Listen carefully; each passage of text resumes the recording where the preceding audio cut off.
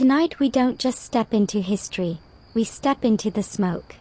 It's late afternoon in the Kingdom of Benin, sometime in the 16th century, and you are not a tourist. You are a fly on the wall, a sweaty, slightly sooty, deeply fascinated fly, in the sprawling, walled compound of a bronze casting guild. The air here doesn't just have a smell, it has a texture. It's a loud cake of scent, the sweet rot perfume of the nearby rainforest, the dry, earthy smell of sun-baked clay walls, and, threading through it all, the sharp, resinous tang of wood smoke.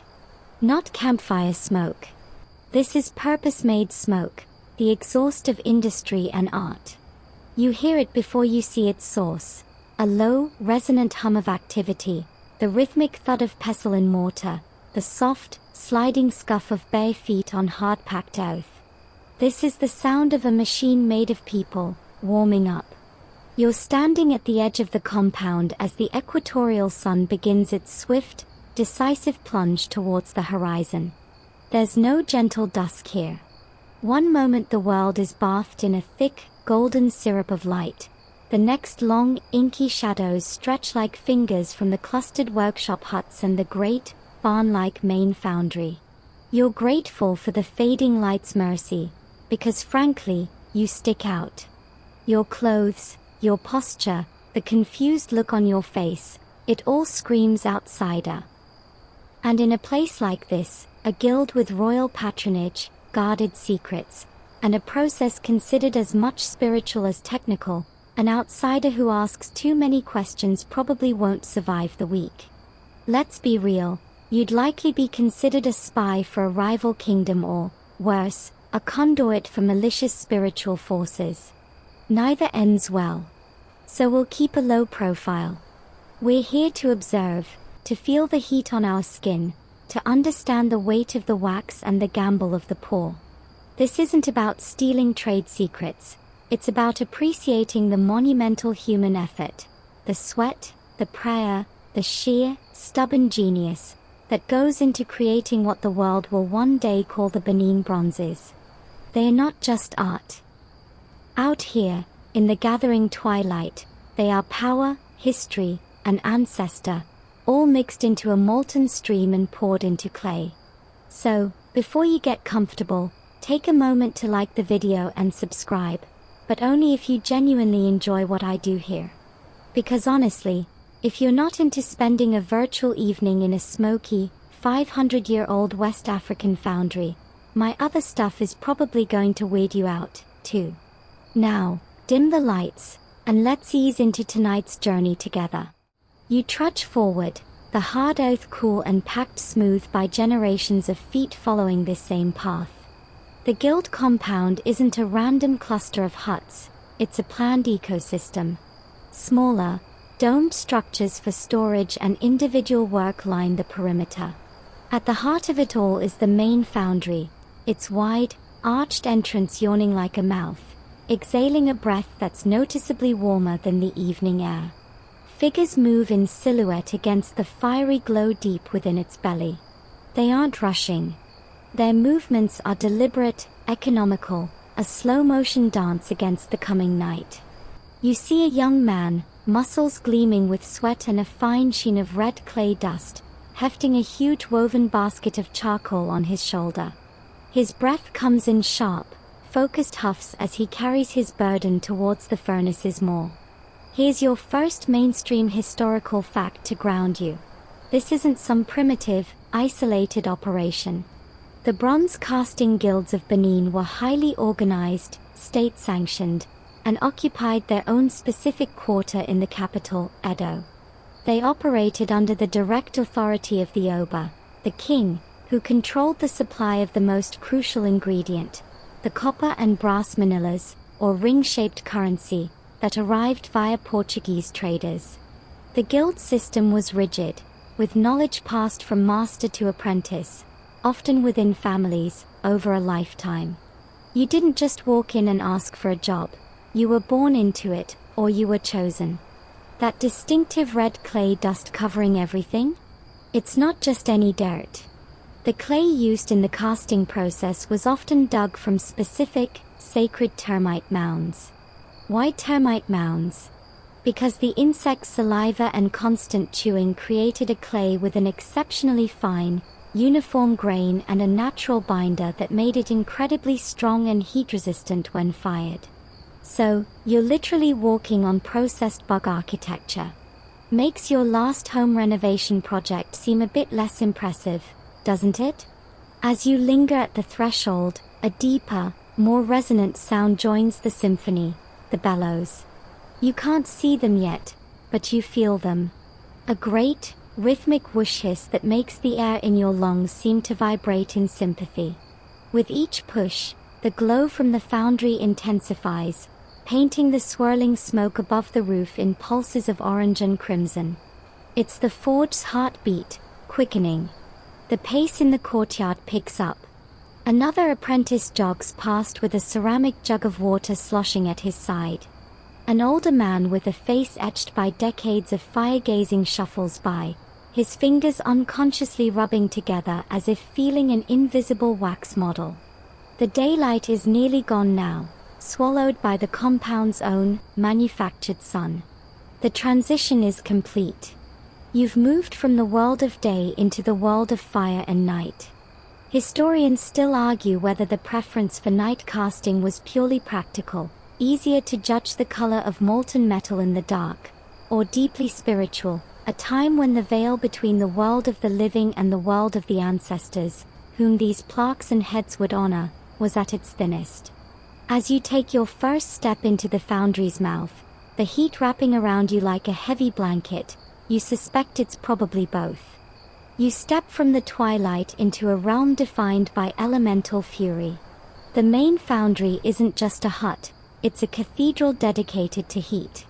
The walls, blackened by years of soot, curve upward into a shadowy ceiling that traps the warmth and smoke, creating a palpable, throbbing atmosphere. And at the center of it all is the furnace.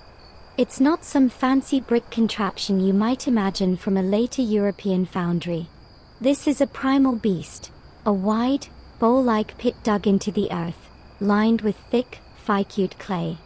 Right now, it's a gaping dark maw, but around it, the dance to wake it has begun. That rhythmic whoosh hiss is deafening here, the source revealed as two massive, hide-covered bellows operated by burly apprentices. Each one looks like a giant, slumbering animal. An apprentice lies almost prone on a wooden frame, his body weight pushing down on a great leather bag, forcing air through a clay pipe directly into the furnace's base. As he rises, another pulls a rope to reinflate the bag. Whoosh hiss. Whoosh hiss. It's a brutal, mesmerizing cardio workout. You feel the heat in stages. First, it's a warm blush on your face. Then, it's a prickle on your arms, drying the thin film of sweat almost instantly. Finally, it's a deep, radiating presence that seems to penetrate your ribs and make the air in your lungs feel thin and scorched. You're not at the furnace's edge yet, that's for the initiated, but even here, 10 feet back, it's an undeniable, dominating force. The young man you saw earlier is now feeding the beast. With careful, rhythmic tosses, he scatters charcoal from his basket into the pit. Not the fluffy barbecue kind, but dense, hard chunks of tropical hardwood charcoal, each piece a concentrated nugget of potential fire. They tumble in with a dry, clattering sound, a black avalanche into the darkness. An older man, bare-chested and glistening, stands at the furnace's rim, peering into its depths with a critical eye. He holds a long, green sapling, occasionally prodding the growing charcoal mound, arranging it just so. This is the furnace tender, a role requiring a mystical blend of experience and intuition. He's building the fire's architecture, creating channels for air, ensuring an even, concentrated heat. He nods, and the bellows men increase their tempo. The sound shifts from a steady breath to a frantic pant. A faint, cherry-red glow begins to emanate from deep within the charcoal pile, like the heart of a volcano waking up. This is where the brute force meets the precise ritual. You notice a small, clay pot sitting on a ledge near the furnace. The tender pauses, dips his fingers into it, and flicks a pinch of a whitish powder into the nascent fire. It's not for fuel. It's likely a ritual offering, perhaps ground chalk, or ash from a previous, successful casting, a spiritual kindling to accompany the physical. Every step here is doubled, a technical action and a symbolic one. The furnace isn't just a tool, it's a living entity, a god of transformation that must be awakened, fed, and appeased. Here's a mainstream fact to temper the mystical. The core technology, the lost wax casting method practiced here, is astonishingly ancient and widespread. Archaeologists have found evidence of it in ancient Mesopotamia, China, and the Indus Valley thousands of years before this moment in Benin. But what makes the Benin version so special, so breathtakingly precise, is the scale and complexity they achieved with relatively simple technology. They were casting intricate, high-relief plaques depicting entire court scenes, and near life-size human heads, with walls of metal often no thicker than a few millimeters. That's like perfectly baking a sculpted cake with a shell so thin it's almost an eggshell, but in brass, and in a dirt pit. The margin for error was, and is, virtually zero. That green sapling the tender is using as a poker? It's not random. It's likely from a specific tree, maybe a omwono or similar, chosen because its green wood doesn't burn easily and is believed to have cooling or protective properties. Using it to adjust the sacred fire is a small act of sympathetic magic, taming the inferno with a piece of the living, watery forest. Think of it as the 16th century equivalent of using an oven mitt, but one that also whispers a prayer. The furnace's heartbeat is now a steady drum roll. The initial glow has spread, pulsing with each blast of the bellows. Deep within the charcoal nest, you see the first sinuous, liquid yellow flames begin to lick upwards, coiling around the black chunks. The tender barks a short, sharp command, and the bellows men settle back into a powerful, sustainable rhythm. The kindling phase is over. The furnace is now officially alive. The light it casts is no longer just illumination, it's a character in the room. It carves the faces of the workers into masks of stark shadow and highlights. It dances on the polished surfaces of finished metal works leaning against the walls, and it makes the hanging coils of pure beeswax in the corner gleam like trapped sunlight. The air shimmers with heat haze. You have to squint.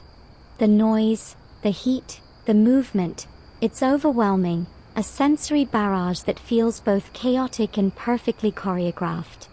Historians still argue whether the famed technical perfection of the Benin bronzes came from a single, secret master recipe held by guild elders or was the result of generations of incremental, shared improvements, a kind of open-source innovation within the guild's strict hierarchy. Watching the tender's exact, ritualized movements as he coaxes the fire to the exact right color, a bright orange, not yet white, you get the sense it's a bit of column A, a bit of column B. There's a recipe, but it's written in muscle memory and the language of flame, passed down not on parchment, but through the blistering heat of nights just like this one. The forge's heartbeat is steady now, a promise of the molten transformation to come. The stage is set, and the main actors, the wax, the clay, the metal, are waiting in the wings. A hand falls on your shoulder. Not roughly, but with an absolute, unshakable authority. You startle, tearing your eyes from the mesmerizing furnace. You turn to find yourself looking up, because he is tall and you are currently trying to make yourself small, into the face of Master Nosa. You don't know his name yet, but you know his title instantly. This is the Eye of the Hurricane. While the apprentices sweat and heave, and the furnace tender communes with the fire, Master Nosa moves through the foundry with a calm, tectonic stillness. His gaze is what you notice first, deep set, dark, and missing nothing. They sweep over you, the furnace, the bellows men, the hanging wax, in one fluid assessment. He doesn't look angry at your presence, merely accounting for it. You are a new variable in his equation. His hand, still on your shoulder, is a historical document. The skin is a map of old, silvery bones, shiny patches of scar tissue that trace the paths of countless splashes of molten metal and close encounters with clay molds fresh from the fire. His fingers, long and surprisingly elegant, are permanently stained a reddish-brown from clay and metal oxides, the creases etched deep with residue no amount of washing can remove. These hands have patted 1,000 wax models, smoothed 10,000 clay layers, and guided 100 crucibles of liquid sun.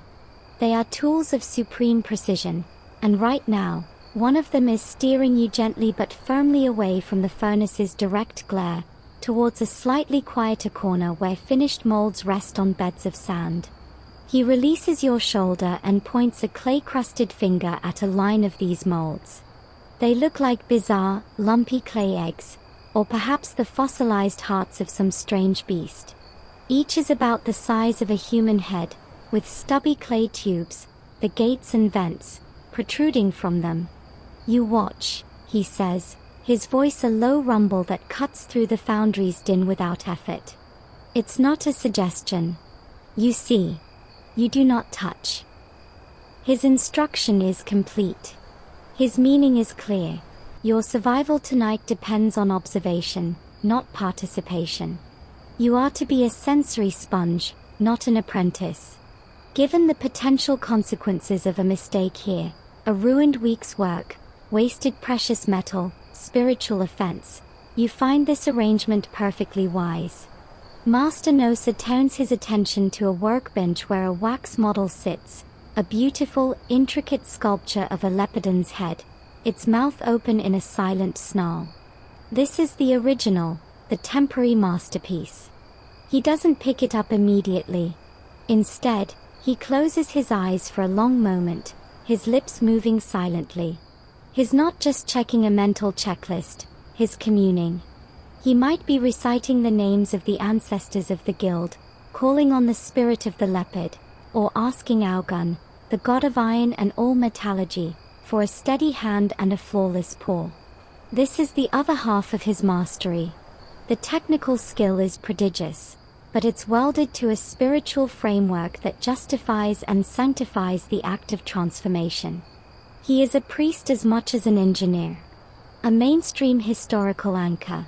The position of master caster, like the one Nosa holds, was one of immense prestige and responsibility within the Benin hierarchy. He answered directly to the Ayas, a senior chief who oversaw the guilds for the Oba. A master's reputation was everything. A series of failed casts could mean a loss of royal favor, which was as good as a death sentence for his workshop. His knowledge was his livelihood, his family's legacy, and a state secret all at once. He wasn't just making art, he was manufacturing the visual language of royal power and ancestral veneration. Those scarred hands of his likely have another, more grisly form of expertise. Historical accounts and oral traditions suggest that during the casting of certain very important works, like the commemorative heads of obas, the process involved medicine of tremendous power. This could include materials we'd find horrifying, fragments of bone, special herbs, and sometimes even human blood or tissue, incorporated into the clay mix or the wax model itself. The idea was to bind the spirit of the subject, or the power of the office, directly into the metal. So, when Master Nosa is silently praying over that leopard head, he might be contemplating more than just its sculptural lines. He might be preparing to instill it with a kind of life far beyond the aesthetic. Cheerful thought, right? He opens his eyes, and the moment of prayer passes, replaced by focused practicality. He picks up a small, sharpened bamboo tool and begins examining the wax leopard's ears, checking for any imperfections, any bubbles or seams that might trap air and doom the cast. His touch is featherlight, diagnostic. He nods, seemingly satisfied with the work of the waxsmith. His role now is that of the ultimate quality control and spiritual conductor. He will oversee every subsequent step, from the first daub of clay on this wax to the final pour. Historians still argue whether masters like Nosa actually sculpted the original wax models themselves or primarily supervised specialists who did. Given the division of labor evident in the guild structure, it's likely he was capable of sublime wax work but spent most of his time on the overall orchestration of the casting symphony, a conductor who could also play first violin if needed. He catches you watching him study the wax and gives a slow, almost imperceptible nod. It's an acknowledgement. You are seeing the calm before the storm. The furnace is roaring, the apprentices are buzzing. But here, at this bench, there is a pocket of intense, quiet concentration. The fate of this leopard, and the success of this night's work, begins in this silence, under this man's scarred and sacred hands. He places the wax model down with infinite care and tones, his eyes already scanning for the next point of attention, the preparation of the clay slurry. Your watchful eye, he seems to have decided for now, is harmless. You have passed the first, silent test. You may continue to observe. But remember his command, you do not touch. In this place, where fire and spirit merge, that is the first and most important law. Master Nosa's gaze moves on, and you are, for the moment, forgotten. This is your chance to sink into the background and watch the true engine of the guild, the apprentices. If Master Nosa is the conductor, and the furnace the soloist, then the apprentices are the entire string section, essential, numerous, and engaged in a relentless, unglamorous dance of preparation. You drift towards the rear of the foundry, where the light from the fire is weaker and the air, while still warm, is thick with the smell of wet earth and vegetation rather than scorched air.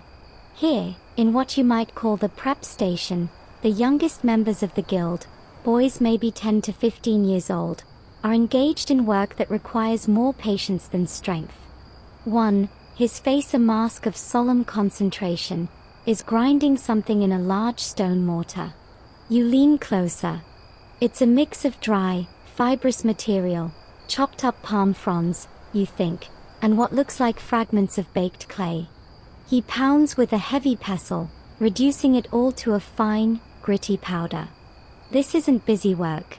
This is the beginning of the investment, the clay mold that will capture the wax model's every detail. The palm fiber provides tensile strength, like the rebar in concrete, to prevent the mold from cracking during the thermal shock of the pour. Next to him, another apprentice is tending to a foul-smelling pot over a small, low fire. He stirs it slowly with a stick, his nose wrinkled. The smell is organic, deeply musky, and vaguely fecal. You catch a glimpse of the contents, a thick, dark slurry. This, you will learn, is the secret sauce, a mixture of clay slip and various binders, that might include things like cattle dung or other organic compounds. Its purpose is to create the initial, ultra-fine layer that picks up the wax's intricate details. The smell is the price of genius. You make a mental note, remember the stinky detail paste. A third boy is performing a task that seems purely monastic, sifting. He has a wide, shallow basket with a finely woven mesh bottom. He takes handfuls of ordinary-looking clay from a big pile and shakes the basket in a gentle, circular motion. A rain of the finest dust falls through onto a plantain leaf below. He discards the coarser grains left in the basket and repeats. This is the quest for the perfect particle. The first layers of the mold must be impossibly smooth, and that starts with clay as fine as talcum powder. It's a meditative, endless chore. His world has shrunk to the rhythm of his wrists and the soft shush-shush of falling dust. This is where you learn the foundational truth of any great craft. The masterpiece is built on a mountain of mundane labor. The sublime leopard head Master Nosa inspected will only be born because a boy stood for hours reducing palm fronds to dust, because another diligently stirred a pot of smelly goo, because a third sifted clay until his arms ached. There are no shortcuts.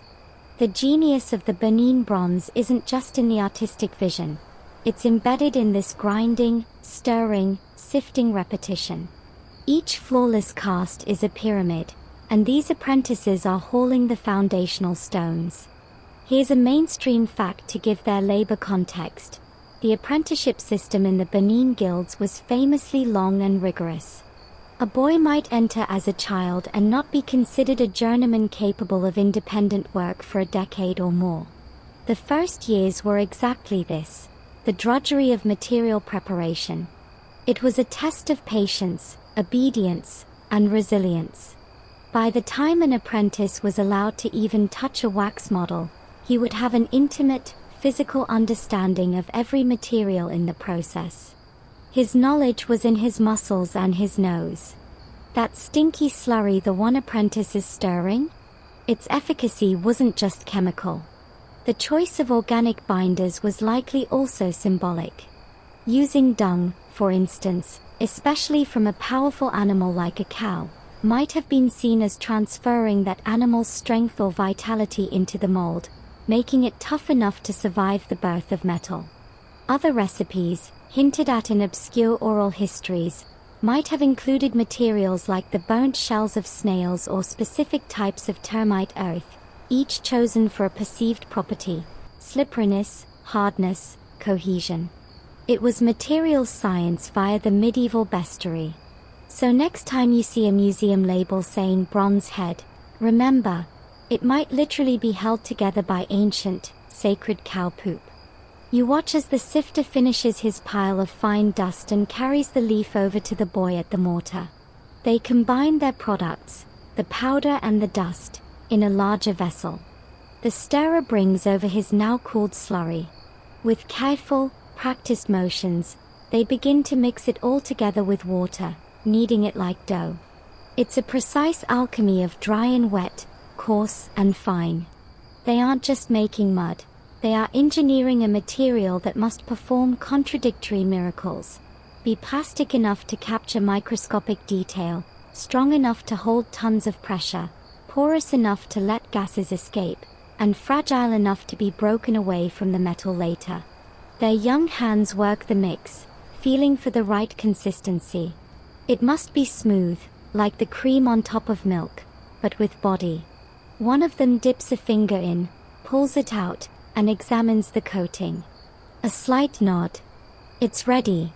Historians still argue whether the specific clay recipes varied significantly from guild to guild, forming the basis of house styles that experts today might theoretically identify, or if a standardized, perfected formula was used across the kingdom under the Ober's directive. Watching these boys, following what is clearly a taught and memoized procedure, it feels like they are guardians of a sacred recipe. There's no parchment. The instructions are in the weight of the pestle, the grind of the fiber, the smell of the slurry, and the feel of the final mix between the fingers. It's knowledge passed through the hands, one generation of calloused palms to the next. The paste is ready. The first, crucial layer awaits its canvas. The apprentice's silent dance has produced the first act of the night's magic, doubt, transformed by labor and tradition into potential.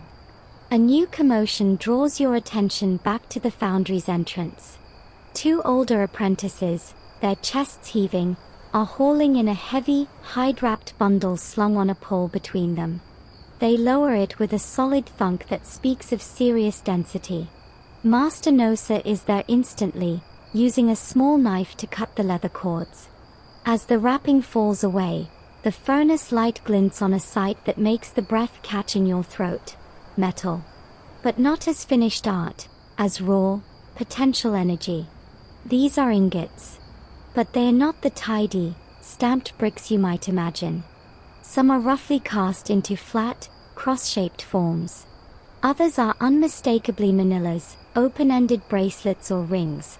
But these are thick, heavy, and knotted together in great clusters like metallic grapes.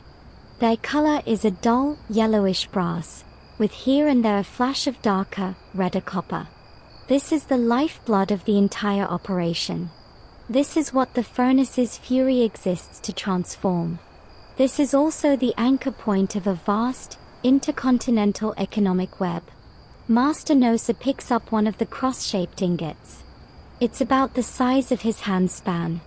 He hefts it, judging its weight, then brings it close to his face, turning it to catch the light. He's not just checking for quantity, he's assessing quality. The color, the texture, the ring it makes when he flicks it with a fingernail, all tell a story of its origin and composition. The Portuguese traders down at the riverine port of Yucatan didn't just bring any metal. They brought what was demanded, and what they had in supply, primarily copper, and brass made from copper and calamine ore. The famed Benin bronzes are actually mostly brass, an alloy. The Oba's control was absolute.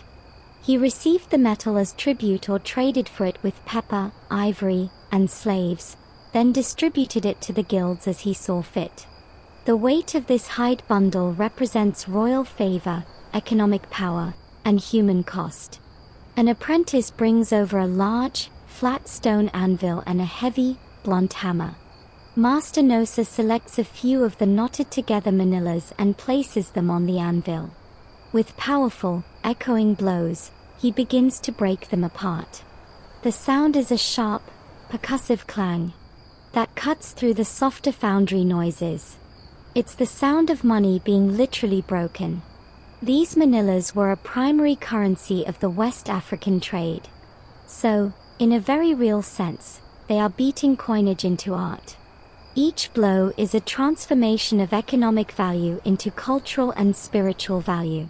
The broken pieces are tossed into a large, soot-blackened ceramic crucible that looks like a giant, thick-walled pot with a pouring lip. It sits near the furnace, waiting for its destiny.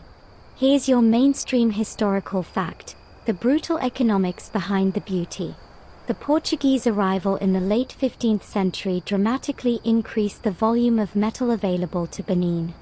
They flooded the market with copper and brass manillas, which were produced cheaply in Europe specifically for the African trade. This metal influx is what allowed the casting guilds to scale up their production, leading to the golden age of plaque and head casting in the 16th and 17th centuries.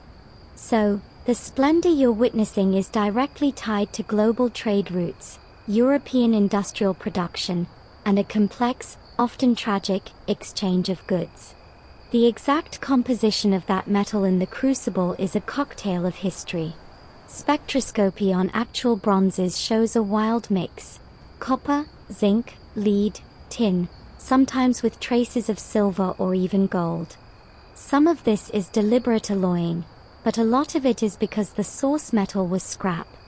Those European manillas and ingots were themselves often made from melted down goods, coins, or earlier artifacts.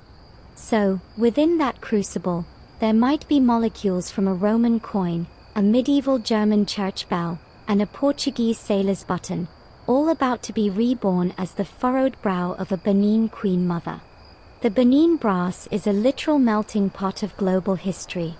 Master Nosa finishes his brutal symphony and steps back, allowing an apprentice to take over the hammering of smaller pieces.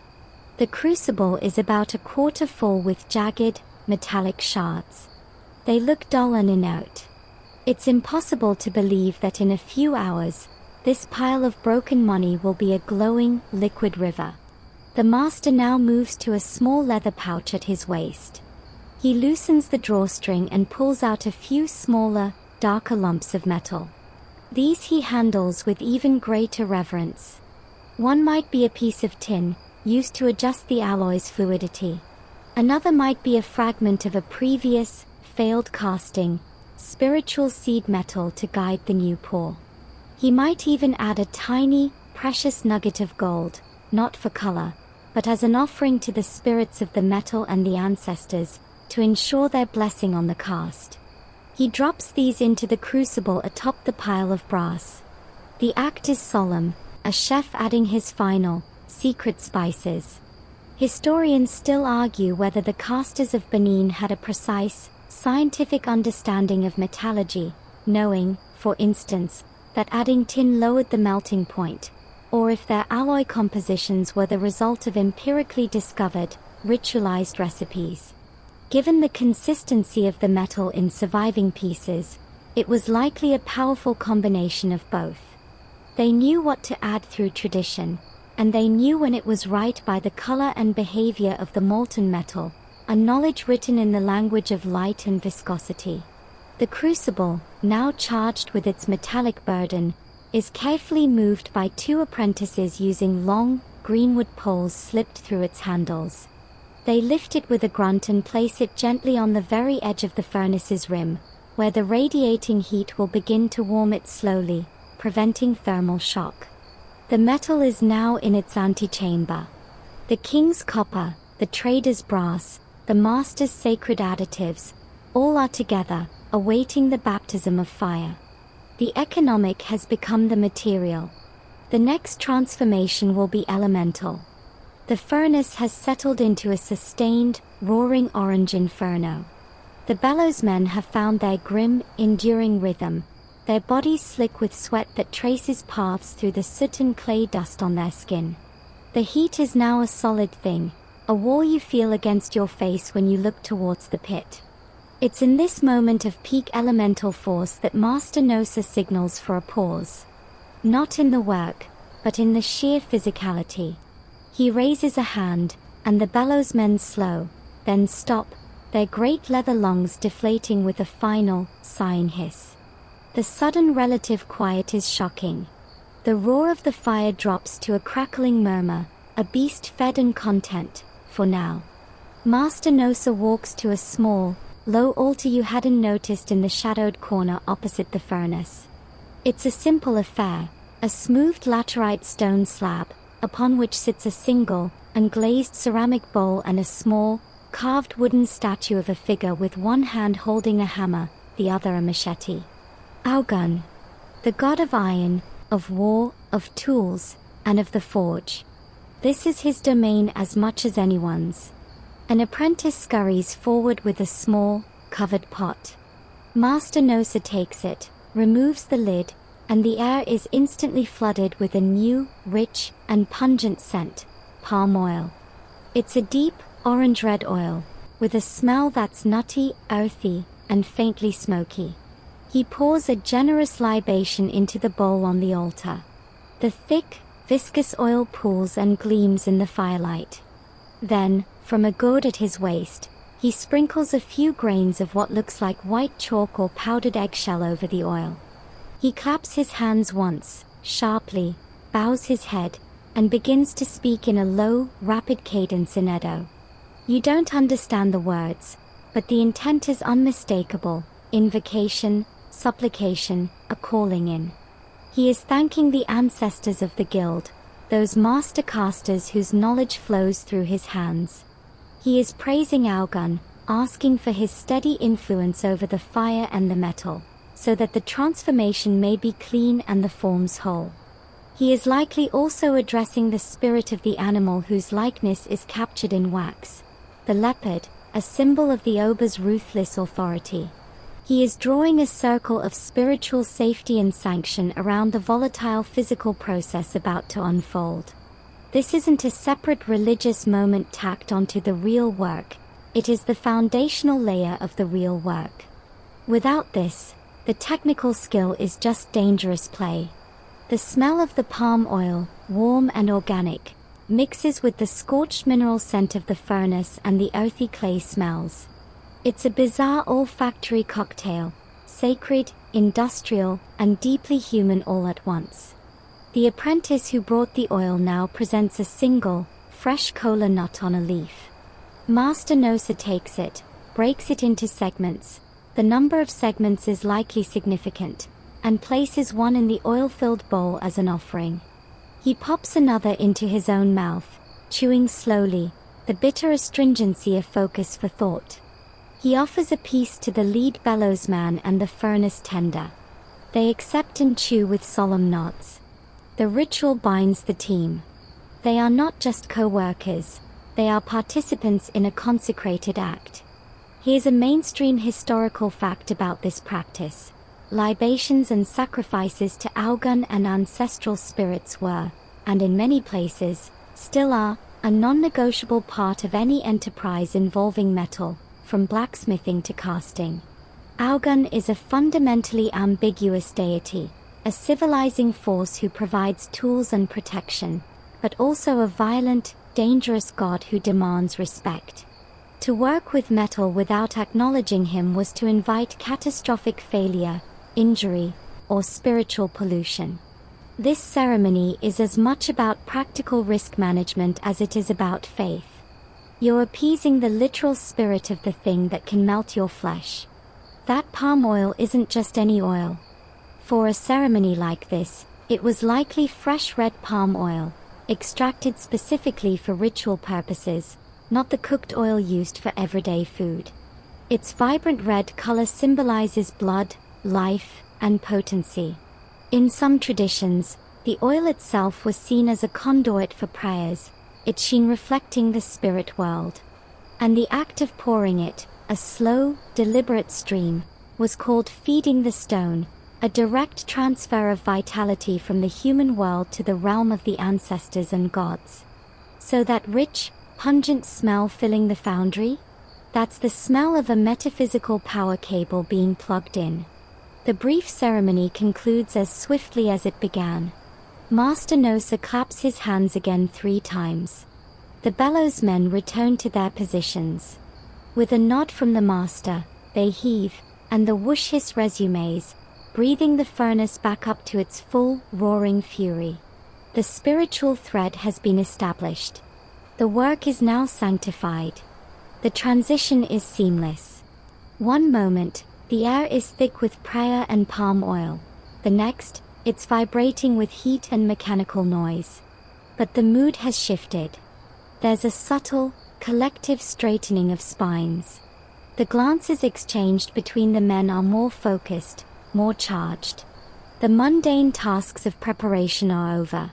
The sacred, technical marathon of the cast has been officially opened. Historians still argue whether these rituals were seen as causing the technical success, i.e., the gods directly intervening to prevent a mold crack, or simply as creating the spiritually correct conditions for human skill to operate without interference from malignant forces. Watching Master Nosa, who just moments ago was a priest and is now an engineer calculating the heat soak of the crucible, you sense he holds both ideas in his mind without conflict. The prayer doesn't replace the need for perfect clay or correct temperature, it envelops it. It's the why that surrounds the how. The palm oil soaks into the laterite stone, darkening it. The offering is made. The furnace, now fully awake and blessed, turns its attention to the crucible resting on its lip, beginning the slow, patient work of convincing solid metal to flow. With the ritual complete, the focus of the room pivots from the fiery altar to the cool, silent workbench where the wax originals await their fate. You follow Master Nosa's gaze to the model of the leopard's head. In the flickering, golden light, it is a thing of breathtaking, temporary beauty. It's not the dull yellow of a candle. This beeswax is a deep, translucent amber, warmed by the room's heat to a buttery softness. You can see the care in every stroke. The individual whisker channels carved with a needle-sharp tool, the subtle texturing of the fur around the muzzle, the intricate pattern of spots incised with impossible regularity. The leopard's mouth is open, the lips curled back to reveal a detailed wax tongue and finely pointed teeth, each one a tiny, sculpted dagger. This is the artist's pure, unmediated vision. In wax, anything is possible. You can achieve undercuts, delicate protrusions, and textures that would be unthinkable to carve directly into stone or wood. The waxsmith, a specialist artist within the guild who may never touch the furnace, has poured his skill into this ephemeral masterpiece. He has worked with tools of bone, thorn, and heated metal to create this perfect positive. And its perfection is its tragedy. For this leopard is already dead. It is a phantom. Its entire existence is to be annihilated, to be replaced by its negative ghost in clay, which will in turn be filled with molten metal. The wax must die so the brass may live. Master Nosa doesn't rush. He circles the bench, examining the model from every angle. He runs a finger, not touching the wax, along the imagined path the molten metal will take. He's visualizing the pour. He identifies the thickest part of the wax, the solid mass of the neck, and nods to himself. This will be the site of the main pouring gate. He then looks at the tips of the ears, the delicate open mouth. These are the end points, where air and gases must escape during the pour, or they will trap bubbles and create fatal flaws. He marks these spots mentally for the vent tubes. The wax model is a puzzle of physics he must solve in reverse. An apprentice brings over a small bowl of liquid wax and a heated metal stylus. Master Nosa takes them and begins the first direct modification. With astonishing delicacy, he drips and smooths a small wax cone onto the base of the leopard's neck, the start of the main gate. Then, he adds slender wax rods, no thicker than a stem of grass, running from the tips of the ears and the open jaw down to a central wax cup that now sits above the leopard's head like a tiny, absurd crown. This wax cup will become the funnel into which the molten brass will be poured. These added wax rods are the sprue and vent system, the vascular network for the coming metal transfusion. He is, in effect, performing surgery on the sculpture, giving it the arteries and veins it needs to be born in another form. Here's a mainstream historical fact that highlights the waxsmith's role. While we often credit the caster, the creation of a Benin bronze was the work of multiple, highly specialized artisans. The wax models for the famous plaques, with their complex, crowded scenes of court life, were likely the work of master sculptors who did nothing else. Their skill in composition and low-relief sculpture in wax was as refined as any Renaissance artist working in marble. They just worked in a medium destined for the fire. That beautiful beeswax wasn't just lying around. It was a valuable commodity in itself, harvested from wild beehives deep in the rainforest, a dangerous job. But the wax had to be specially prepared. It was often filtered repeatedly through fine cloth to remove impurities, and sometimes mixed with plant resins to adjust its melting point and hardness. A wax that was too soft would lose detail in the hot foundry, a wax that was too brittle would crack. So the waxsmith was also a materials chemist. There are even hints that certain dark, aromatic resins might be added not just for physical properties, but to give the wax a pleasing smell as it was worked, a small, sensory reward for the artist shaping its brief life. Master Nosa finishes his waxwork surgery and steps back. The leopard now looks strange, almost medical, with its added wax tubes and cup. But the artistic essence remains untouched. He gives a soft grunt of approval. This model is ready. It has passed from the realm of pure art into the realm of engineering. Its destiny is now irrevocable. In a few hours, this intricate, hand-sculpted form will be melted out, its wax soul fleeing down the very channels he has just attached, leaving nothing behind but a hollow memory in clay. Historians still argue whether these wax originals were ever considered art in their own right, or were seen from the start as purely sacrificial mediums. Given the immense skill required, it's tempting to think the waxsmiths took pride in their fleeting creations, knowing their beauty was a necessary prelude to a greater, permanent beauty. But in a culture where permanence in metal was the ultimate goal, the wax was perhaps seen like a chrysalis, beautiful in its moment, but its true purpose is to be broken so the butterfly can emerge. Master Nosa gestures to an apprentice, who approaches with the bowl of fine, creamy clay paste prepared earlier.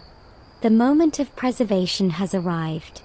The wax leopard, in all its temporary glory, is about to be buried alive. The bowl of clay paste is set beside the wax leopard. Its surface is perfectly smooth, the consistency of the thickest, richest cream imaginable. An apprentice holds it steady while Master Nosa selects a wide, soft-bristled brush made from the frayed end of a plant stem. He dips it into the paste, lets the excess drip off, and then, with a breath held in the entire room, he brings the brush to the wax model. This is the moment of first contact. The point of no return. He touches the bristles to the very tip of one wax leopard ear. The pale grey slurry flows over the amber wax, clinging to it. His stroke is impossibly light, a caress. He is not painting, he is coaxing. He works in a slow, deliberate spiral, covering the most delicate, high-relief areas first.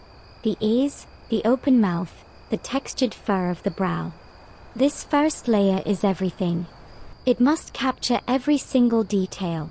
The pore of the wax, the line of a whisker channel, the subtle undulation of a lip. Any air bubble, any mist spot, any clumsy stroke will be fossilized in brass as a flaw. The pressure in the air is palpable. The furnace's roar seems to fade into a distant hum. All attention is on the tip of that brush and the trail of gray it leaves on gold. You watch as the paste obscures the leopard's eye, filling the carefully carved socket. It's a strangely poignant moment, the blinding of the sculpture. The beautiful, sightless wax original is being entombed by its own future. Master Nosa works with the focus of a microsurgeon. He uses the brush, his fingers, and sometimes a tiny spatula to push the paste into undercuts, ensuring no voids are left. The apprentice rotates the model on its stand at a silent signal. Every angle, every crevice, must receive its perfect, even coat. This first layer is thin, maybe the thickness of a heavy piece of paper. When he finishes, the leopard is no longer amber and beautiful.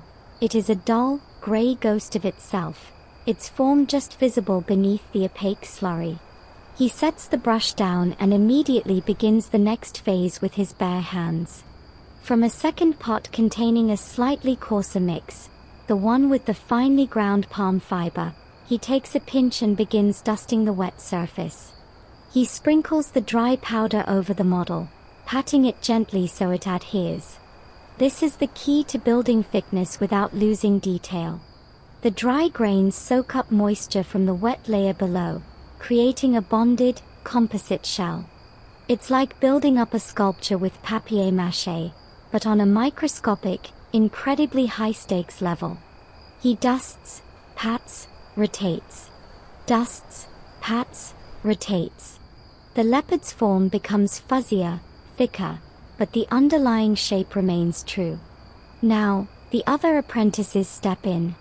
Under Master Nosa's watchful eye, they begin applying the second wet layer.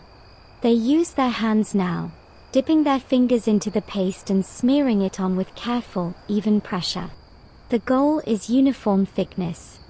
They work in silence, communicating with glances and nods. The model passes from hand to hand. Wet layer, dusting. Wet layer, dusting. After a few cycles, the wax original is no longer visible at all. It is now a lumpy, grey, clay-covered form with wax tubes and a cup sticking out of it, an unidentifiable clay chrysalis with a bizarre stem.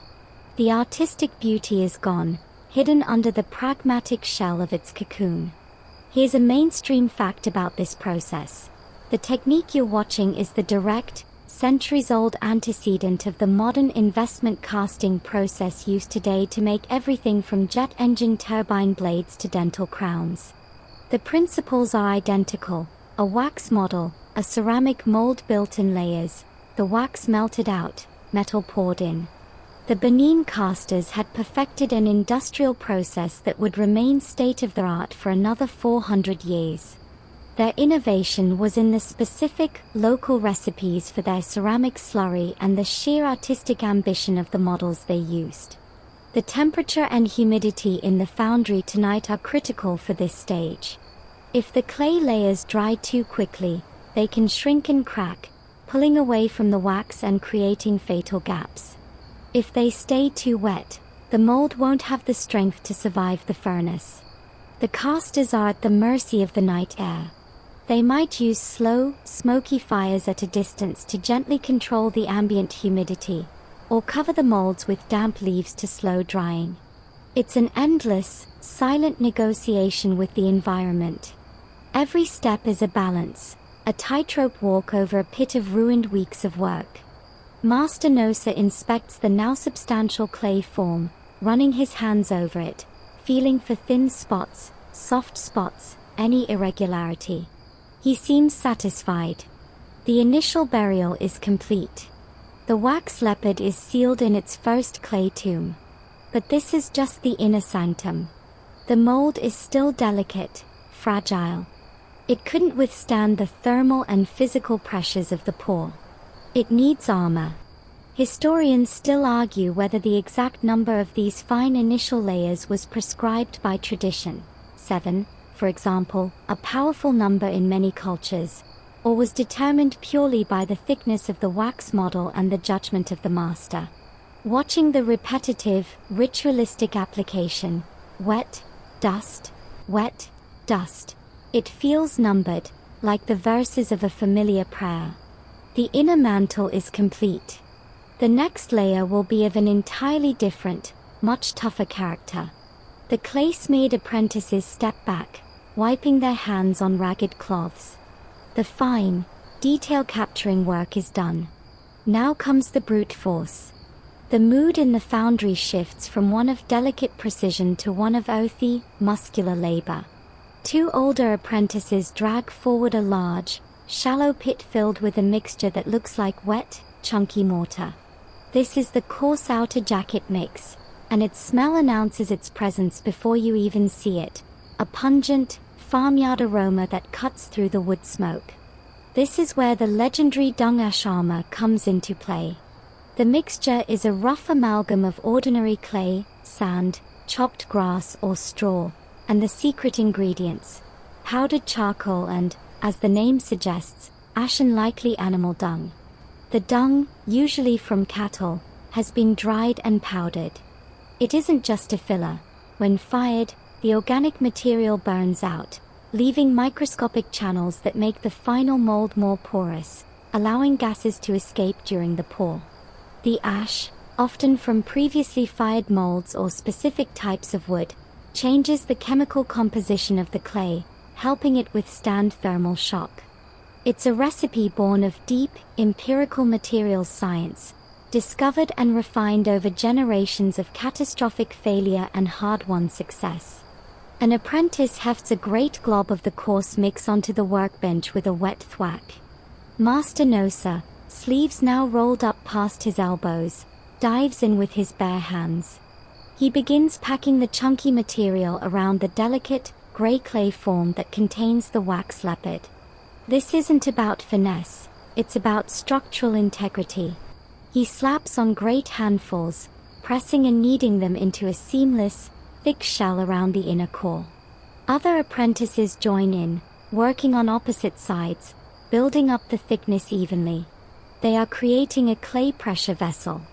This outer jacket must be strong enough to contain the enormous hydrostatic pressure of the molten metal rushing in, and it must have just the right balance of strength and permeability to let air scream out through its body as the liquid brass screams in.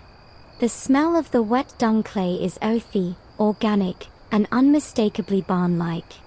It's the smell of practicality, of using what the world provides to solve an extreme engineering problem. You notice they pay special attention to the areas around the wax pouring cup and the vent tubes, reinforcing them, making sure they are securely anchored in this new, tough matrix.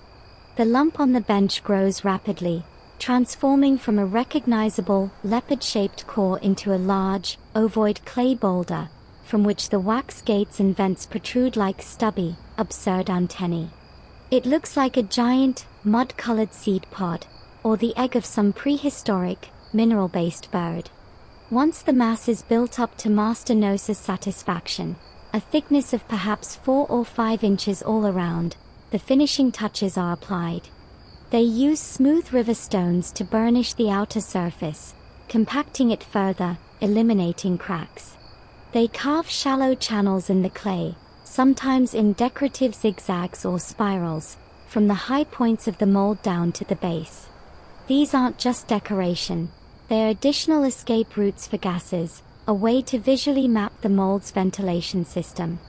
Finally, they use sharp tools to inscribe small, cryptic symbols into the leather-hard surface near the top, maybe the guild's mark, a symbol for Augun, or a petition for success. This mold is now a document, a prayer, and a piece of high-pressure plumbing, all baked into one. Here's a mainstream historical nugget. The use of organic temper, dung, straw, etc., in pottery and casting molds is ancient and global. What's fascinating about the Benin recipe is its apparent optimization. Analyses of mold fragments show a consistent, layered structure. The ultrafine inner layer, the fiber-reinforced intermediate layers, and the coarse, porous outer jacket. This is a composite material system, engineered for specific performance criteria under hellish conditions. They were the material scientists of their day. That dung isn't just cow. Some of the most guarded guild secrets likely involved very specific, potent additives to this outer mix. Think of it as performance-enhancing drugs for clay. Recipes hinted at in later, scattered accounts might include things like powdered crocodile bone, for hardness, crushed river mollusk shells, for refractoriness, or hair from a powerful animal, for tensile strength. The most extreme whispers suggest that for casts of supreme importance, like an ober's commemorative head, the clay might be mixed with water containing ritually significant ingredients, or even with the blood of a sacrificed animal, or worse, to bind the spirit of the offering directly into the mold's very substance. So that earthy smell might be masking something far more potent and somber. Master Nosa gives the finished mold a final, solid thump with the heel of his hand. It responds with a dense, hollow tomb. It's ready. The wax leopard is now encased in a clay fortress, a tomb designed to withstand an inferno and both metal. Historians still argue whether these outer molds were used only once and destroyed in the casting process, or if, for simpler forms, they could be carefully broken away and the coarse jacket material recycled for the next mold. Given the violence of the breaking out process you'll witness later, single use seems likely for complex pieces. Each masterpiece required the sacrifice of not just a wax original, but an entire, painstakingly crafted clay world built around it. The mold, a masterpiece of engineering in its own right, is also a sacrifice. The apprentices lift the heavy, damp clay boulder with a grunt and carry it to a designated drying area near, but not too near, the furnace's radiating heat. It will need to dry slowly, thoroughly, for hours. The next time fire touches it, it will be from the inside out. Time becomes elastic. The furious activity of building the mold gives way to a tense, watchful waiting. The clay fortress containing the wax leopard sits in its drying spot, steaming faintly in the heat radiating from the furnace. The foundry doesn't sleep, but it changes its rhythm. Apprentices take turns at the bellows, maintaining the furnace at a steady, roaring orange. Others continue preparing more molds, or hauling charcoal, or grinding materials for the next night's work. Master Nosa stations himself near the drying mold, occasionally resting a hand on its surface, reading its temperature and moisture like a doctor checking a pulse. He's waiting for the precise moment when the clay has lost its surface dampness but is not yet bone dry, when it's strong, but still contains a little moisture deep within its core. That moment arrives silently. He gives a nod. Two apprentices step forward with thick, fire-resistant pads made of woven plant fibers. They carefully lift the now warm, hard-packed clay mold. This is its final journey. They carry it not to the furnace's lip, but to a special setup directly beside the roaring pit. Here, a simple but clever arrangement awaits. A sturdy tripod of green wood straddles the furnace, and from it hangs a thick, braided cord. The mold is inverted, so the wax pouring cup now points straight down. The cord is looped securely around the mold's body, and it is hoisted up, dangling the clay egg directly over the heart of the fire. The leopard, in its tomb, is now hanging upside down, poised for its ordeal by fire. This is the moment of the wax's sacred evacuation. The ceremony is over. This is pure, violent physics. The intense, radiant heat from the furnace below begins to soak into the inverted mold. For a few minutes, nothing visible happens. Then, you see it. A single, glistening droplet of molten gold appears at the tip of the main wax pouring gate, the one that was attached to the leopard's neck. It swells, catches the firelight, and falls. It plummets into the glowing charcoal below with a tiny, spiteful hiss and a brief flare of sweet-smelling smoke. Beeswax and palm oil from the ritual, vaporized. Then another drop follows. And another. Soon, it's not drops but a thin, steady, golden stream. The melted wax, the very soul and substance of the original sculpture, fleeing its clay prison. It's pouring out of the gate like liquid sunlight. But it doesn't stop there.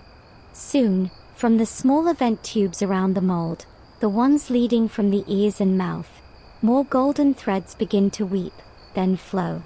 The wax is evacuating from every extremity, retreating from the heat, leaving behind perfect, hollow impressions of itself in the hardened clay. The smell is incredible, not unpleasant, but deeply rich and organic, like honey and hot oath. This is the lost wax. It is being literally lost, sacrificed to the fire, creating the void.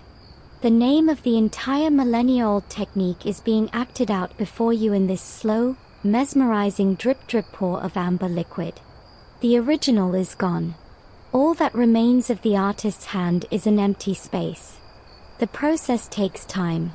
The apprentices gently rotate the hanging mold to ensure even heating. Master Nosa watches the streams of wax like a hawk. Their color and consistency tell him about the temperature gradient inside the mold. If the wax is smoking black, it's too hot. The inner clay layers could crack. If it's oozing slowly, it's too cool. Wax might be left behind in a thin film, which will burn during the pour and ruin the metal's surface. He barks an order, and the mold is raised a few inches, lowering the heat. The golden streams clarify. He nods. Perfect. Here's a mainstream fact. The temperature control during this dewaxing stage is one of the most critical in the entire process. Modern investment casting uses autoclaves or flash ovens to do this in seconds. Here, it's done by eye and instinct, balancing the mold's distance from a pit of fire. A mistake here is irredeemable. The lost wax method is a one-way street. You can't go back and fix the wax original. It's now a puddle of fuel in the charcoal. The hollow in the clay is the only record left. That precious wax isn't entirely lost to the fire or the process. While much of it burns away, a significant amount is recovered. It drips into the hot charcoal, where it melts and pools. Later, after the pour and once everything has cooled, apprentices will scour the furnace pit and the ash to reclaim this congealed wax. It will be remelted, filtered, and used again. In a society where every resource is valuable, even the sacrificial medium is recycled. The spirit of the leopard is gone, but its physical wax body will live again as an ear on a courtier or a spear in a warrior's hand on some future plaque. The golden streams slow, then trickle, then cease. A final few droplets form and fall. The vent tubes run dry. Master Nosa signals. The mold is lowered, not to the ground, but directly onto the rim of the furnace itself, where it will now undergo the second, even more brutal heating, the firing of the clay shell itself. This bakes the mold, driving out the last vestiges of moisture and converting it from a fragile, dry clay shell into a strong, ceramic one capable of surviving the tidal wave of molten metal. The wax is gone. The ghost has left the machine. All that remains is a negative space yearning to be filled, and a ceramic vessel being tempered in hellfire for its one monumental task. Historians still argue whether the casters understood that this preheating of the mold was also crucial for preventing thermal shock when the molten metal hit it, or if they simply knew, from tradition, that the mold had to be cooked until it sang, a certain ringing tone when tapped indicating it was ready. As the mold begins to glow a dull red on the furnace's rim, you realize every step is a countdown, and the point of no return has just been spectacularly crossed. The wax is gone, but the furnace's appetite is only growing. The mold, now a hollow ceramic shell, glows a dull cherry red where it rests on the furnace's stone rim. It is being cooked, sterilized, and tempered for its ultimate trial. But the true center of gravity in the room has shifted to the crucible. For the past hours, it has sat half buried in the glowing charcoal at the furnace's edge, soaking in the heat like a lizard on a sun-baked rock. The jagged, dull shards of manillas and ingots inside have been undergoing a silent, magical transformation. Solid has been negotiating with fire, and fire is winning. Master Nosa now turns his entire being towards the crucible. He picks up a long, greenwood pole with a hooked end. With the care of a man handling a sleeping viper, he guides the crucible's handles, nudging it deeper into the heart of the coals. The bellows men see his focus and increase their tempo. The furnace's roar climbs in pitch and volume. The air shimmers violently above the pit. This is no longer about maintaining heat. This is about pushing towards a specific, violent threshold. He uses another pole, this one with a flat paddle end, to carefully arrange the burning charcoal around the crucible, building a nest of pure heat.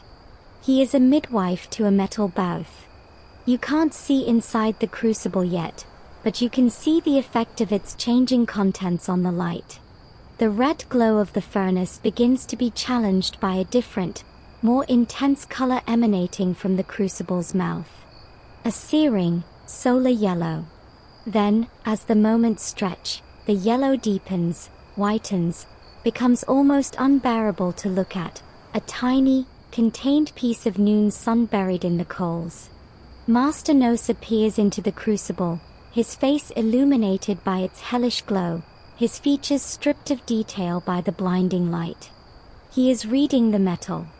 He's looking for the flush, the moment when the solid mass fully succumbs, becoming a perfectly liquid pool, and when the oxides rise to the surface in a shimmering, rainbow skin. He sprinkles a pinch of a dark powder, maybe crushed charcoal, maybe a flux, onto the surface. It dances and vanishes, absorbed. He nods, a tight, economical gesture. It is time. The command is a single, sharp word. The bellows stop. In the sudden, relative silence, the crackle of the fire and the hiss of the molten metal are deafening. Two of the strongest apprentices, their arms and chests wrapped in thick, wet hides, step forward with long, greenwood lifting poles. They slide the poles through the crucible's handles. At a nod from Master Nosa, they bend their knees, take the strain, and lift. The crucible emerges from the furnace like a chalice of light.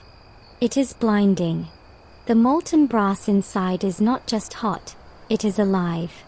It moves with a viscous, heavy grace, its surface a skin of shimmering, peacock-colored oxides that swirl and fracture as the crucible is lifted.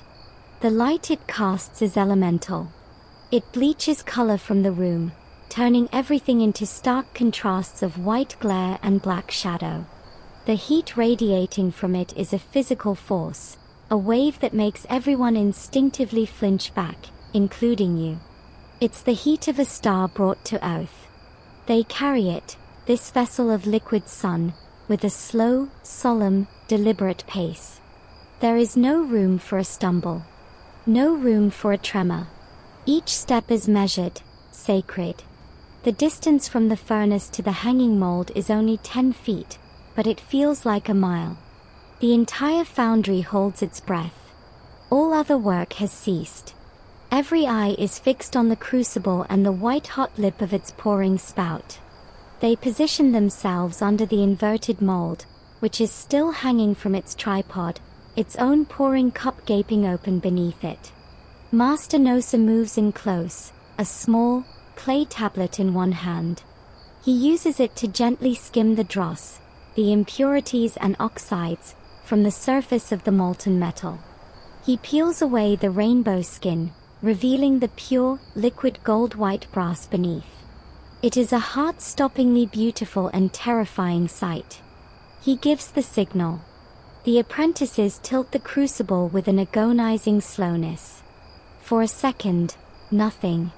Then, a thick, coherent stream of liquid metal, brighter than lightning, pours from the spout. It is a perfect, gravitational arc of light. It hits the clay-pouring cup of the mold dead center, with a sound like a fierce, sustained sigh. The mold drinks it. The molten river flows down the main gate, rushing to fill the void left by the wax leopard. You can see the heat transfer instantly. The dull red ceramic of the mold around the gate begins to glow a brighter orange as the liquid metal races through its internal channels. The air fills with a sharp, metallic tang and the smell of superheated ceramics. It is over in seconds. The crucible is righted, the last drip of the glowing stream snapping back like a liquid thread. The mold has taken it all. The liquid sun is now inside the mountain. The pouring team, their faces slick with sweat and strain, carry the still glowing crucible back to the furnace's edge and set it down with a profound, exhausted finality. The metal is in. The transformation is complete. From broken money to liquid light to, hopefully, solid immortal form. Now, the second wait begins, the longest and most anxious of all. The crucible is set down, its glorious, terrible light already fading as the dross-caked interior begins to cool. The bellows men slump by their instrument, gasping, wiping streaming faces with forearms. The pouring team's hands tremble slightly from the strain and the adrenaline crash. But the true focus, the object of everyone's silent, desperate hope, is now the mold. It hangs from its tripod, silent and dark. To the uninformed eye, it looks exactly as it did before the pour, a lump of baked clay. But inside, hidden, a cataclysm is slowing. A miniature universe of liquid star stuff is surrendering its heat to the ceramic walls around it, molecule by molecule, shifting from furious, chaotic flow to the rigid, ordered lattice of a solid. This is the wait. And it is agony. Nothing to do but wait. The intense, focused activity of the last hour has evaporated, leaving behind a vacuum filled only with crackling fire and the sound of men trying to quiet their breathing. Master Nosa does not sit. He stands like a sentinel, 3 paces from the hanging mold, his arms crossed, his eyes fixed on it. He is listening, you realize. Listening for sounds no one else can hear. A faint ping or tick from a cooling metal that contracts too quickly could mean an internal crack, a fatal flaw spiderwebbing through the leopard's newly forming brass heart. A louder, wetter crack would be the nightmare. The mold itself, unable to handle the stress, splitting open and spilling still molten metal in a deadly, brilliant shower. An apprentice scurries over with a gourd of water. Master Nosa takes it, drinks deeply, but his eyes never leave the mold. He passes the gourd back without a word. The minutes stretch. The mold's outer surface, which had glowed orange where the metal entered, slowly fades back to a dull red, then to black. It is shedding its heat into the air of the foundry, which itself grows even warmer, more stifling. The smell shifts again, from the ozone and metal scent of the pour back to the dominant smell of hot earth and charcoal, but now with a new, underlying acridity, the scent of the mold's inner layers, permanently altered by their contact with the liquid brass. This is where doubt festers. Every man in the room has seen failures. A mold that looked perfect, a pour that looked flawless, only to reveal later a miscast paw, a bubbled ear, a heartbreaking void where the leopard's fierce eye should be. The metal could have solidified before it filled the entire cavity, leaving a partially formed monster. A piece of the inner ceramic shell could have broken off and floated into the metal, becoming a permanent, stony tumor in the brass. The gases, despite all the vents and porous clay, could have been trapped, creating Swiss cheese metal. The weight is a gallery of ghosts, each one a memory of past disappointments that hover around the silent, blackened clay form. Here's a mainstream historical reality. The success rate for a complex piece like this was far from 100%. Even with their exquisite skill, failure was a constant companion. Archaeologists find evidence of this all the time: miscast fragments, pieces with obvious flaws, in workshop middens. This economic and emotional risk is why the process was so ritualized, so steeped in spirituality. When human skill reaches its limit, you pray. When you've done everything you can, you wait, and hope the ancestors and Augun saw your effort and found it worthy. During this agonizing wait, certain rituals of distraction or protection might be observed. An apprentice might be sent to quietly sweep the floor around the furnace in a specific pattern, a symbolic act of clearing away bad luck. Someone might chew a particular bitter root and spit the juice in the 4 cardinal directions to ward off malicious spirits attracted by the vulnerable, cooling metal. Master Nosa himself might softly recite the lineage of past masters, calling on their collective skill to steward this cooling cast. It's nervous energy channeled into motion and mantra, a way to stop yourself from staring the mold into cracking. After what feels like an hour, but is probably only 20 minutes, Master Nosa finally moves. He approaches the mold, now cool enough to be near.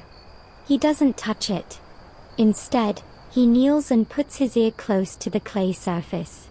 He closes his eyes, listening to the symphony of cooling within. He's hearing the tiny, metallic ting sounds of contraction, the sigh of the ceramic.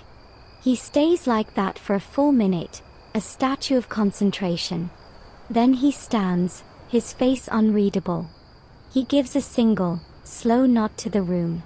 It is not a nod of success, but of progression. The mold has not cracked. The metal has not spilled. The first and greatest danger has passed. It is safe to move to the next phase, the slow, total cooling until dawn. Historians still argue whether this core cooling period was strictly timed or judged by the master's instinct. Some traditions suggest the mold should cool until the first cocks crow, linking the birth of the metal to the dawn and the waking world. Others imply it simply took as long as it took. In the tense silence of the foundry, with the mold hanging like a blackened fruit, time is measured not in hours, but in the gradual softening of anxiety, and the stubborn, slow return of mundane sounds, the clearing of a throat, the shuffle of a foot, the distant call of a night bird outside. The gamble has been made. The dice are still rolling inside that clay shell. All you can do is wait for them to stop. The deep night passes in a fog of fatigue and sustained vigilance. The furnace is banked to a low, sustaining glow, just enough to keep the foundry in a state of perpetual warmth, chasing away the chill that tries to creep in from the forest. Apprentices doze in shifts, curled on mats in the corners, but Master Nosa remains awake, a silhouette against the embers, keeping his watch. The mold hangs, a dark pendant in the gloom, its secret held tight. Then, the first gray filter of dawn begins to seep through the smoke hole in the roof and the open entrance. It is a slow, colorless light that bleeds the intensity from the night. The foundry, which for hours has been a world of stark black and fiery orange, regains its shades of gray and brown. The hanging mold is now clearly visible, a soot-blackened, lumpy clay mass. It looks inert, dead. But everyone knows the truth. It is a womb that has just completed a gestation of fire. Master Nosa stretches, his joints popping after the long stillness. He claps his hands twice, sharply. The foundry stirs to life. Sleepy apprentices rub their eyes and stumble to their feet. The bellowsmen, refreshed by a few hours of sleep, take their positions not to stoke, but to fan the embers of a new, small fire. This one for practical light and warmth, not metallurgy. The mood is no longer one of tense anticipation, but of cautious, hopeful readiness. It is time for the reveal. Two apprentices approach the hanging mold with a reverence usually reserved for reliquaries. They support its weight while another carefully cuts the braided cord with a knife. They lower it, with infinite care, onto a bed of soft, dry sand that has been prepared on the floor. The mold rests there, still warm to the touch, looking profoundly ordinary. Master Nosa kneels before it. He picks up a small, wooden mallet and a chisel made of a softer, bronze alloy, hard enough to break clay, but soft enough not to scar the metal beneath if he slips. He places the chisel's tip against the top of the mold, on the now solidified pouring cup, the head of the clay egg. He looks around at the gathered faces of his team, all crowded in a silent semicircle. You hover at the back, your own breath held. He brings the mallet down. Tap. A tiny chip of hard-baked clay flies off. Tap tap. A crack appears, zigzagging down from the cup. Crack. He works with methodical patience, not force. He is an archaeologist uncovering his own creation. The coarse, dung-ash outer jacket, having done its heroic job, now gives way with relative ease, breaking apart in large, curving chunks. The apprentices help, pulling away the pieces with their hands as he loosens them. The outer shell falls away, revealing the inner, finer clay layer, the smooth, gray mantle that was in direct contact with the wax. This is the tricky part. This layer is thinner, more brittle, and fused in places to the metal skin of the casting. He switches to a smaller chisel and a lighter touch. Piece by piece, the gray shell is peeled back. A shape begins to emerge from the clay. It is not the golden leopard. It is a dull, dark, charcoal gray form, crusted with bits of baked ceramic and the burnt residue of the inner mold. You see a curve, the back of the leopard's skull. You see the stub of the main pouring gate, now a solid rod of brass attached to the neck. You see the smaller vent rods, like brass spines, radiating from the ears and jaw. It is a strange, spiky, metallurgical hedgehog, barely recognizable. But it is whole. There are no obvious gaping holes, no catastrophic splits. Master Nosa's movements become quicker, more confident. He works around the base, freeing the form from its last clay anchors. Finally, with a last, careful pry, the entire mass, leopard head and its attached network of gates and vents, comes free of the clay nest and rests on the sand. It is born. For a moment, there is only the sound of breathing. No one cheers. The relief is too deep, the outcome still too unclear. The object before them is ugly, a rough draft in metal. It is coated in a black, scaly layer of oxidation and ceramic investment. But it is all there. The shape is perfect. As the dawn light strengthens, you can see the silhouette of the snarling mouth, the arch of the ears, the powerful musculature of the neck. The wax leopard's ghost has been perfectly captured in brass. The first, most monumental hurdle has been cleared. The sculpture exists in its permanent form. Now, the long work of making it beautiful begins. The newborn leopard rests on its bed of sand, a dark, spiky, and bewildered-looking thing. The collective exhale of relief is almost audible, but the work is far from over. What lies on the floor is not a Benin bronze, it's a casting, a raw prototype fresh from the earth's oven. Between this and the sublime object destined for the Oba's palace lies a gulf filled with files, chisels, abrasives, and weeks of meticulous labor. Master Nosa allows himself a small, tight smile, a crack in the granite of his concentration, before the practicalities reclaim him. He calls for a sturdy wooden bench and a vise lined with soft leather. Two apprentices carefully lift the heavy, still warm metal form and secure it in place. The leopard now stares blankly ahead, imprisoned for its own good. Master Nosa selects a heavy, blunt chisel and a larger hammer. This is the first surgery. He positions the chisel at the base of the main pouring gate, the thick rod of brass attached to the leopard's neck. A single, powerful blow severs it with a satisfying clang. The gate, now just a piece of scrap metal, falls to the floor to be collected for remelting. It's the umbilical cord, cut. Next, he moves to the smaller vent rods. These require more finesse. They are attached to delicate areas, the ear tips, the corner of the jaw. He uses a finer chisel and a lighter hammer, tapping with the precision of a heart surgeon. Tick, tick, tick.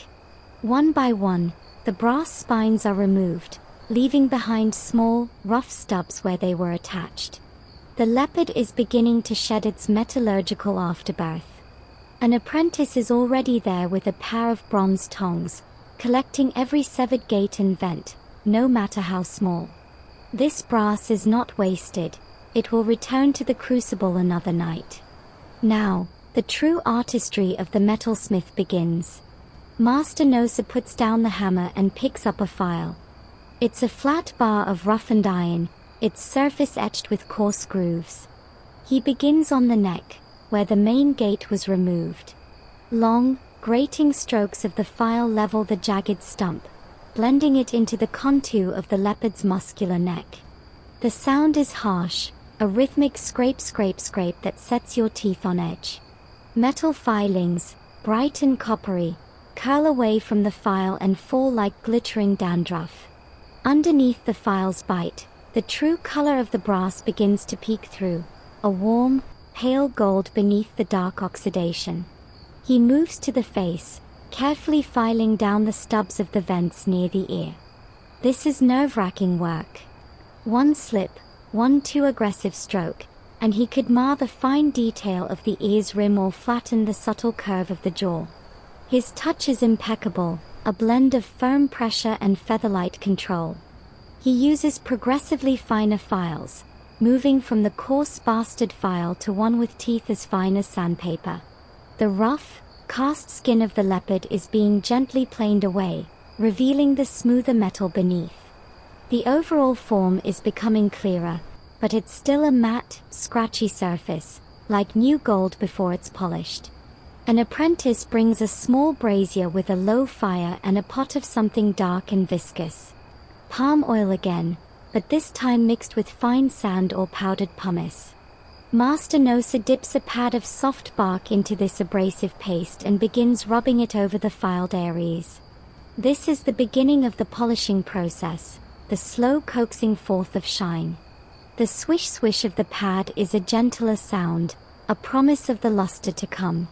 Here's a mainstream fact about this stage. The finishing work could take as long, if not longer, than the casting process itself. For a complex plaque, it might involve weeks of chasing, embossing details with punches, engraving finer lines, and painstaking polishing.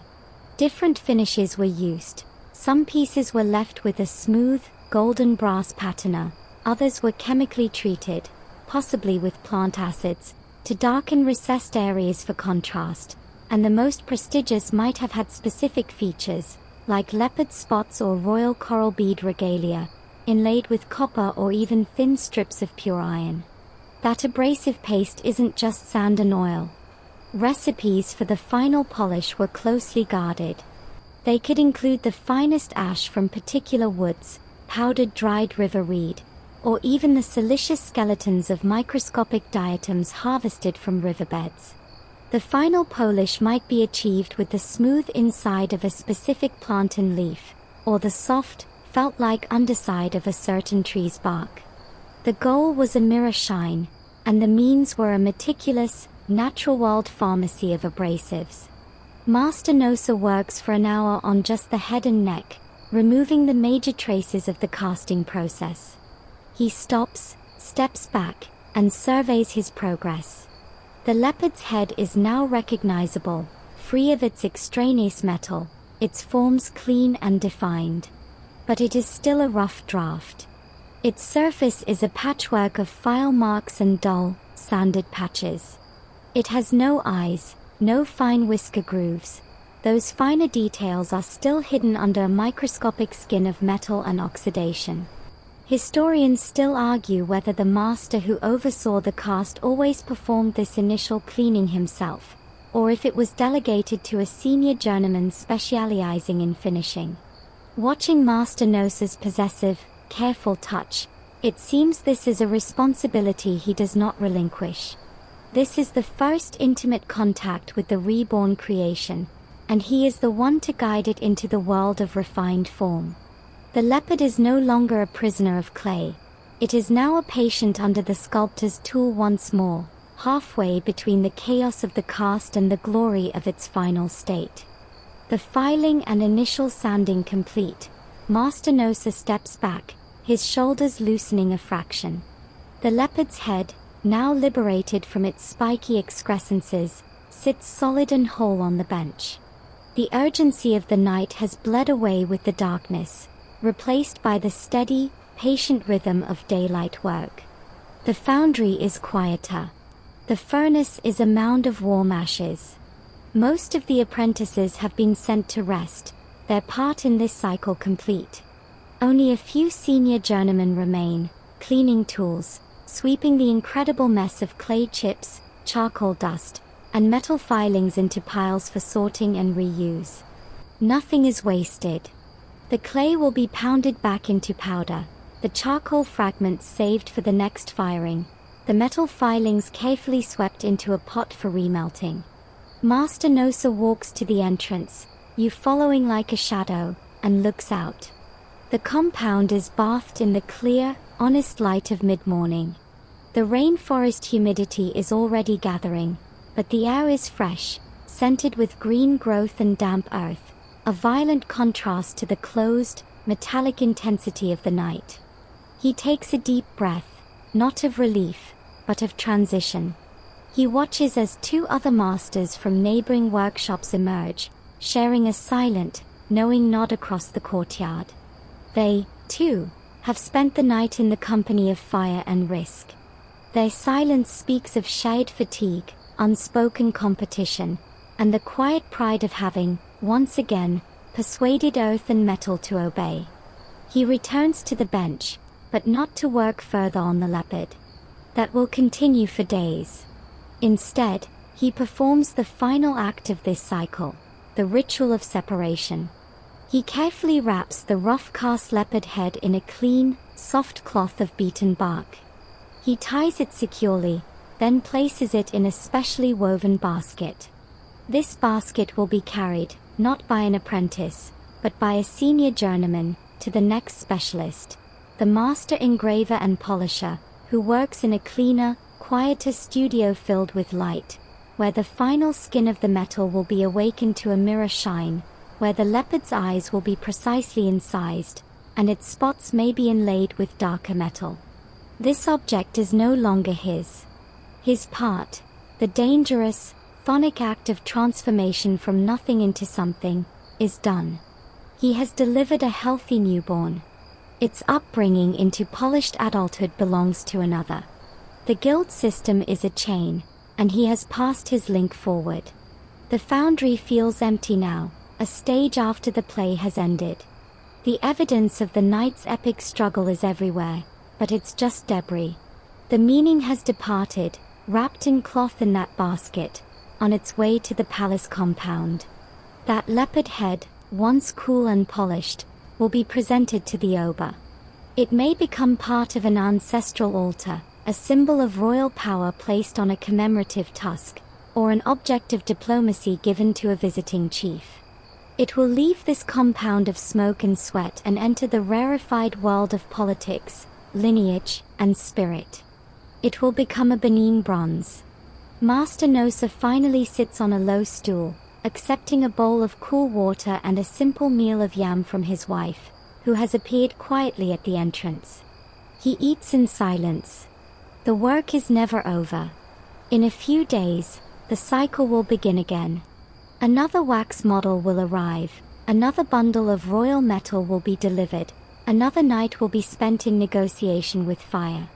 But for now, in this moment of ash and quiet, there is completion.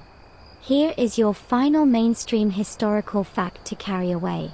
The guilds of Benin produced these works for centuries, creating one of the world's most sophisticated artistic traditions, entirely without written records of their techniques.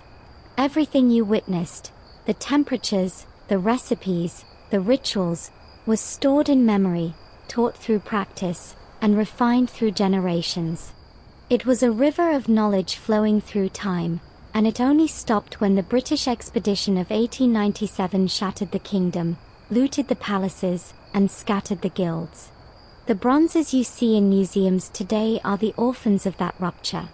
As Master Nosa sits there, you notice the small, almost invisible tremble in his hands as he lifts the bowl to his lips. It's not age, it's the aftermath of sustained, adrenaline-fueled concentration and physical strain.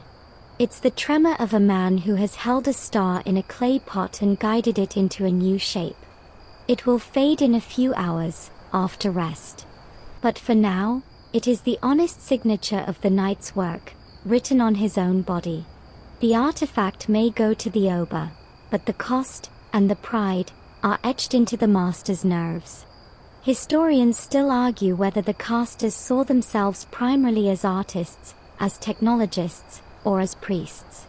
Watching Master Nosa, the engineer who prayed, the priest who calculated, the artist who entrusted his work to others, you understand the question is meaningless here. He was all of it. A conduit for materials, tradition, and spirit.